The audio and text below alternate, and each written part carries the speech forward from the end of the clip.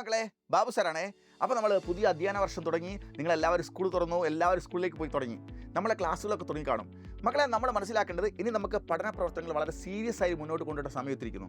ഇനി ഞാൻ വന്നിരിക്കുന്നത് വളരെ സന്തോഷകരമായ വാർത്തയാണ്. നമ്മുടെ സൈലത്തിൻ്റെ അസ്ത്ര ബാച്ച് 2.0 നമ്മൾ ആരംഭിക്കാൻ പോവാണ്. ഒന്നാമത്തെ ബാച്ചിൽ 20,000-ലധികം വിദ്യാർത്ഥികൾ പഠിച്ചു തുടങ്ങി. ഇനി നമ്മൾ രണ്ടാമത്തെ ബാച്ചിലേക്ക് ആരംഭിക്കുകയാണ്.